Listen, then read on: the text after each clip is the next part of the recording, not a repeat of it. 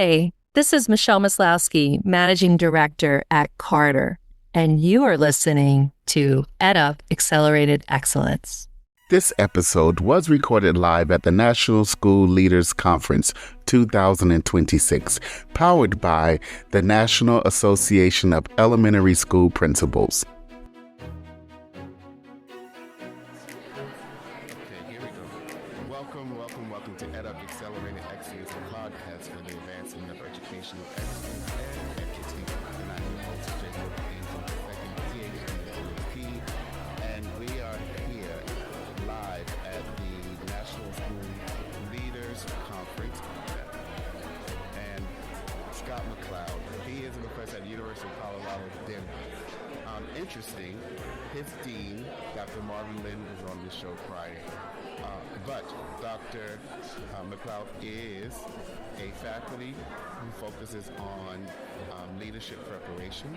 His focus primarily is on how to make schools interesting for children and youth, which is so important today, as you know.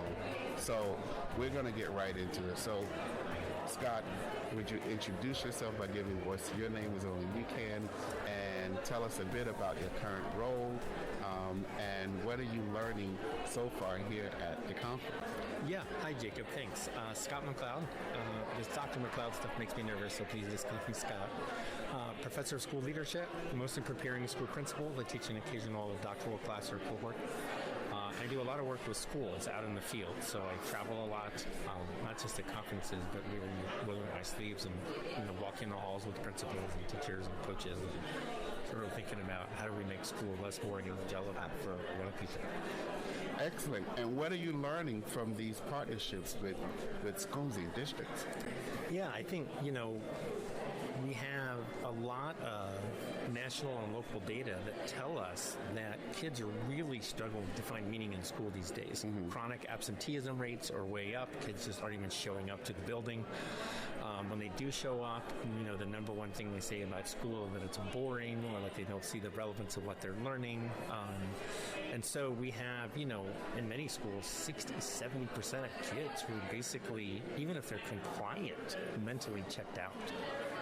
And I think that's a pretty grave concern, right? So is that how do we sort of figure out what does school need to look like for the next 50 to 70 years, right? In ways that engage kids, that are more workforce ready, really prepare kids for the demands of college these days. Obviously, AI is putting an arrow right through the heart of traditional education. And we just have all these things that we're struggling with right now. So I like that 60 to 70%. That is astonishing. So what do you think we can do now? Because you talked about the future, and I think that's a very good outlook to plan for the future. But for principals and those who in schools and teachers who support children right now, our students right now, what are the 2 or 3 things that you think we can engage in? And you can probably use Denver as a case study, but perhaps even make implications for national context outside of it. Yeah, so I think the number one shift that we need to make is most of students' experience on a day-to-day basis in school is low-level content transmission and regurgitation. Right? So here's a bunch of boring facts or, mathematical procedures, and then your job is to absorb them and then regurgitate them back. And they probably spend 80% of their school day doing that. Right, and that, as you can imagine, that's pretty uninspiring for children at all grades. And so they kind of hang with us in elementary for the most part. But by about 5th grade, we've lost about 1 in 4. And by the time you get up to the high school, you're lucky if 1 out of 3 kids say their learning is interesting and engaging, right? So this is really an instructional design issue at heart. You can do a lot of things around school culture and trying to get kids to show up to school. But if you don't tackle what happens on a day-to-day basis in the classroom with kids and teachers, then you're missing, a good solid 75-80% of what's happening. So we actually know what motivates and engages as human beings, right? It's things like, can I find meaning in what I'm doing? Can I connect my own personal identity to the work that we're doing? Do I get to do what I do best? Right? Do I see some kind of purpose in the work? is it joyful, right? Like, am I having fun? And, things like that, right? And we rarely design for those things in the classroom. We're usually focused a lot on curriculum sequencing, and here's the instructional standard that we're going to put on the board the kids are supposed to learn today, and we're focused a lot on what teachers are doing. And the work that I do with schools is really focused on how do we transform the learning experience for students so that they show up and get to do things that they find meaningful, that they find relevant. It's usually hands-on and active. It's usually a little more fun than just spitting back low-level content, right? Like, at heart, this is redesigning data structure. And that's actually really hard for most schools. So can you give us an example of working with districts and schools? Give us a concrete example of seeing a picture of a transformational redesign that we Yes, sure. So I'm working with the school district in Massachusetts right now, and they have been giving me teacher cohorts each year, right? And what we do is I have an instructional design protocol called the 4 Shifts Protocol. That's free, by the way. We work through, at the beginning of the cohort, how to use the protocol to start moving lessons in some directions that we need to go. So things like, how do we decenter the teacher and give kids more voice and choice in their own learning, and so they can own that one. How do we raise the thinking level of the day-to-day work beyond recall and regurgitation? How do we connect kids to the outside world, outside of the building, right? So they start seeing, oh, so that's why I need to know that, because I need to be able to apply it over here to do this thing, right? Instead of being just in a decontextualized classroom. So what we're seeing is that in not too much time, we can actually unleash teachers' creative potential, right? So in a cohort of 15 to 25 teachers, right, they're then going off and saying, oh, so I'm teaching this 3rd grade social studies concept, or we're doing this 8th grade science thing, or whatever, right? And then they're just looking at their current activity. I used to lecture for 3 days, and then we did sort of a fakey lab with fake data just so they could sort of confirm the scientific principle, right? And instead, they're turning kids loose on inquiry and investigate your own questions. And let's start off our learning by just saying, like, what do you wonder about this phenomena? And then how do you want to show what you know and can do on the other end, right? And we're just seeing across classrooms everywhere that when we unleash teachers, we also unleash children. Right? So all of a sudden, kids are, instead of working through a chapter in a science textbook or some worksheet problems or something like that, right? Or taking notes from a teacher lecture, now all of a sudden they're actually out in the community. They're doing science. They're collecting data. They're presenting that data in creative multimedia ways, right? They're working with outside partners out in the community, right? Like, just a complete transformation of the learning experience, and, it's way better. So that's really transforming engagement. Yes. And I would say, as you talked about, this scenario would be student ownership of learning results. So that can be scary for a traditionally... Oh, yeah. I don't want to say traditionally prepared, because you're preparing leaders. Sure. So let's parse this out. So you start primarily with leaders and help leaders to understand a new instructional design model for engaging students. What are some of the biggest hurdles or concerns that principals have when you approach them about this new way of thinking? Yes, thank you for that question. So a couple things. One is just like teachers have trouble letting go and handing over some ownership to kids. And I say this in the kindest way, right? Teachers are complete control freaks about what happens in their classroom. Right. I mean, they're trying to produce results. Yeah, right, I get it. Principals also feel that weight of responsibility, right? And I think what we're seeing in these schools that are moving in these deeper learning directions is that one of the very first things the principal has to do is they have to trust the teachers and the students to figure it out, right? And to create a safe space for them to take some risks while they're learning, right? One of the worst things a principal can do is blink too early as teachers and students navigate the implementation dip, right? Like, we're going to be worse at something before we figure it out.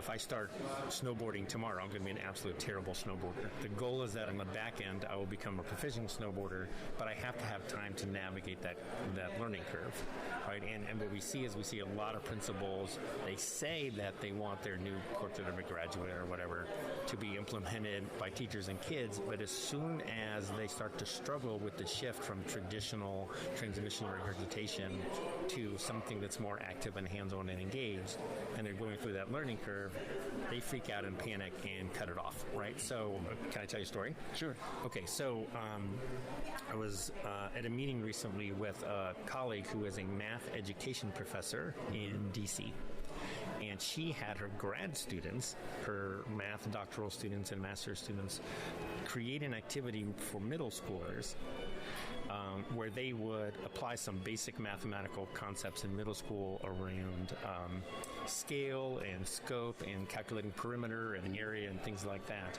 by designing a community center from scratch, okay? And then they turned these middle school kids loose, and she showed us one of the products from the kids. And the kid had spent what looked like about 1,000 hours creating his dream community center, right? With graphics and layouts and all the math. And, it was just way more than you would have ever gotten from, an hour and a half of practicing area and perimeter calculations on a worksheet. Yeah. And it was beautiful. Like, it was absolutely beautiful. This kid from this school just dove all in. And then she said, afterward, even though all the kids had been activated around the math and were learning about math in ways that were personally meaningful to them, right. The principal came to them and said, we got to stop doing this because our test scores are too low and we need to go back to a more traditional model. Mm-hmm. So, I think the second thing that we see principals struggling with over and over again is they feel that they have these external mandates from the district or from the state around scores and learning and achievement, right? And what they don't see is that the path to better scores is better engagement in the first place. Mm-hmm. Kids aren't going to learn and hold on to learning content if they don't care about it. Right. Right? And I think if you don't make that connection, if we just keep shoving facts and procedures at kids rather than asking the question like, why would they ever care about this? Right? We're never going to hit the test score thing, but we seem to be focusing on scores and trying to teacher-proof curriculum and doing checklists and scripted curricula and things like that instead of unleashing teachers and kids to find ways to make the subject matter meaningful.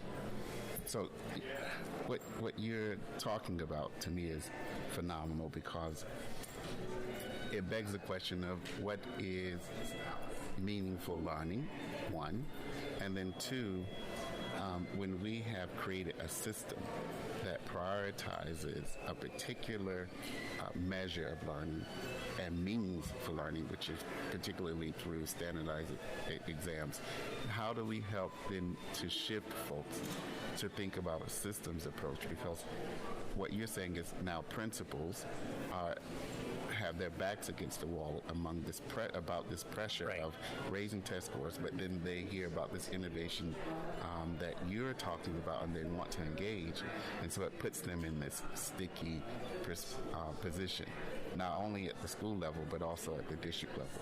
So we think about that, those two questions of what is meaningful learning, and then how do we balance that against what are our traditional norms of testing as and test scores as the means of the pinnacle means of demonstrating success. Yes. So it's interesting. What research we have on deeper learning schools across the country actually shows us that when it comes to test scores, they're a wash. They do basically the same as comparison schools, right, with the same demographics. So when you start moving towards some deeper learning models in your building or your district, right, like you don't really see a bump either way in the scores. What you do see is a huge increase in other positive outcomes for kids. So all of a sudden they feel much greater feelings of academic belonging and engagement and motivation. They want to be there. Incredible levels of self-efficacy, which is another thing that we want for kids. Right. They graduate from high school at higher rates. If you're a struggling ninth grader, you get reclaimed and get back on track for success at higher rates. These kids go to college at higher rates and persist and graduate from college at higher rates because they've been trained to be problem solvers and thinkers instead of just tell me what to do kids. So all these other things that we say we want, right? Simultaneously, things that we want to go down also go down. So absenteeism starts to drop, tardies start to drop, discipline problems start to drop because kids are engaged in their learning. There's nothing to push back against. There's nothing to try and avoid. They actually like coming to school, right? So all these other hosts of outcomes that we say we want for children and in our buildings are happening in these schools. We just got to give folks some time to sort of, again, go through the implementation dip and come out the other side.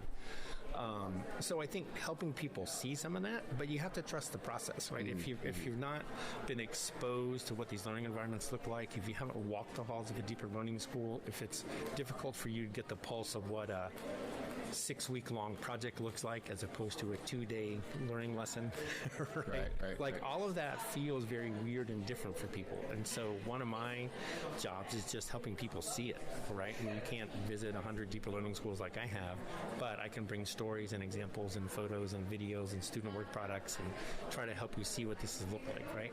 And then to start to give you the tangible tools that you need on the classroom end to start redesigning lessons, but also on the principal end in terms of saying, what are those leadership supports and behaviors that you need to be doing to help your staff and students do this work? And I think that's also when I'm pushing you now. Yeah. What happens at the district level, because principals will need district support. Yes. So I appreciate this because I was just reading a report about long-term effect and about lifelong success. Yes. And the measure are not the test scores. The measure points to critical thinking in those students who are passionate about learning. Yep. So one more question about this idea too, actually, deeper learning. How do you help principals in schools, principals and teachers deal with failure? So if they're trying this out, and as you just said, test scores don't immediately increase. Yeah. How do you help them to deal with that level of failure? While you may have other successes, like you said, engagement and attendance. So how do you deal with that? Right. I think we have to build in more rapid feedback loops, right? I think for most schools, most of the feedback that they get is that end-of-year assessment score that they get sometime in late summer that tells them how they did last school year. That's not meaningful feedback timeliness in terms of being able to act on that, right? So I think what we need to do is we need to help create quicker feedback loops as we're engaged in sort of like rapid ideation that lets us try something for a few days or a week or two, and then we get information back that tells us how that went and how we need to adjust, right?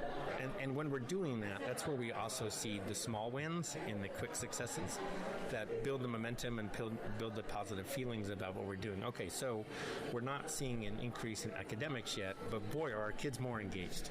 Right? And so now how do we leverage that engagement, but also make sure that we're hitting this essential learning standard over here, right? So that for our next cycle of innovation, which is going to be next week, right, that we weave those two together, and then again, we collect some more information and see how that went. And those rapid cycles are what drives the process. And I think it's getting smarter around data and what type of data, expanding the idea of data, not just test scores, because if students aren't in the classroom, they can't learn.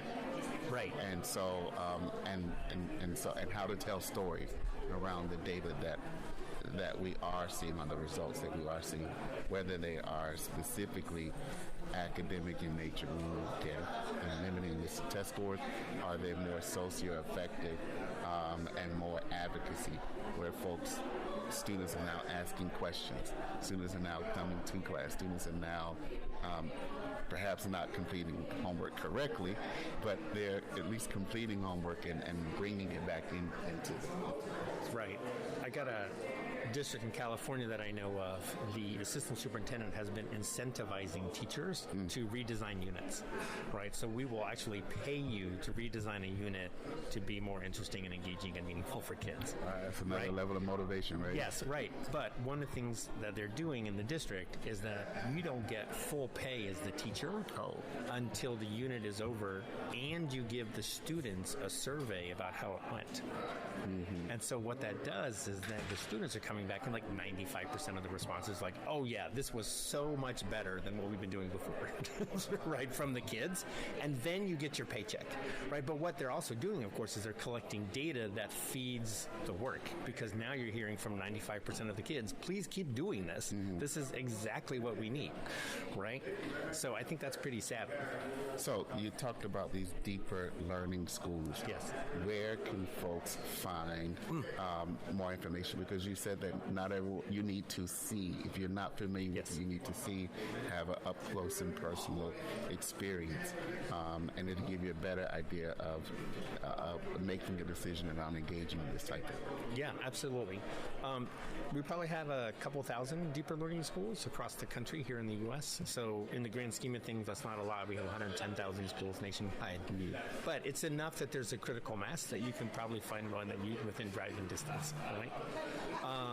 We have a bunch of individual schools, and they cross all sectors: public, independent, charter, magnet, innovation school, whatever you want to call them. And then we have some networks, right? So networks like the Big Picture Learning Network, the New Tech Network, the High Tech High schools in San Diego are all great places to go see.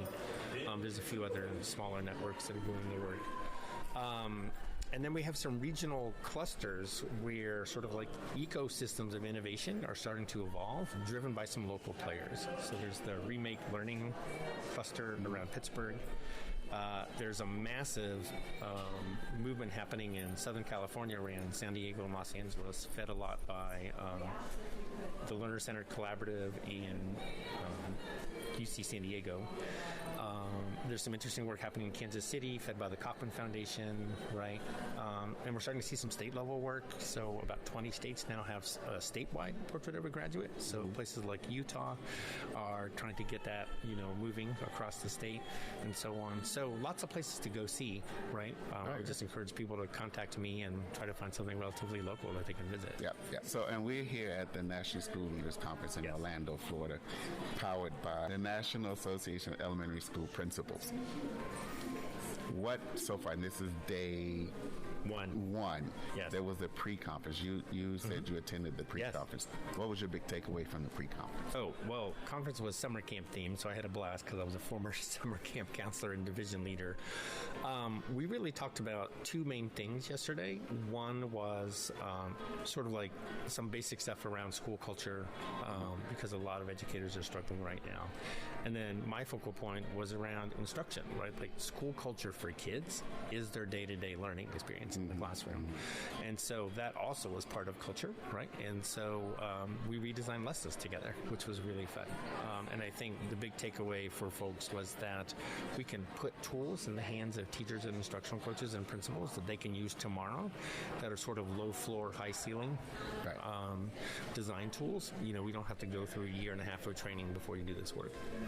Well, I'm glad that you were able to weave the two around culture, which you mentioned at the very beginning, and learning. So I think how we learn and the approaches and the resources that we provide to students for learning are part of the cultural fabric of the school. Jacob, I think one last thing I want to say here, because I know our time is running out. You and I both care deeply about equity. Yes. And I think one of the things we know is that our students from our most marginalized communities are the ones least likely to experience deeper learning, right? Like they have all these systemic concerns around getting kids to some artificial line on a test score, right? Which means that, hey, you're already struggling to find meaning in school. You're already struggling to be academically successful for a variety of reasons.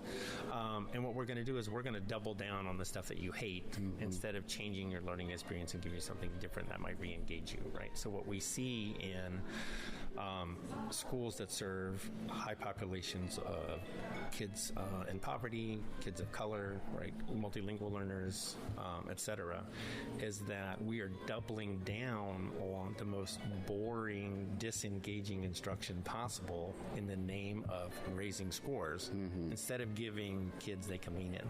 Now, on the other end of the spectrum, right, you're sort of like high affluence white families, right? They're sticking their kids in Montessori and Reggio and Waldorf schools. They're paying 40, 50, 60 grand a year for places that liberate their children and teach them how to become societal leaders, right?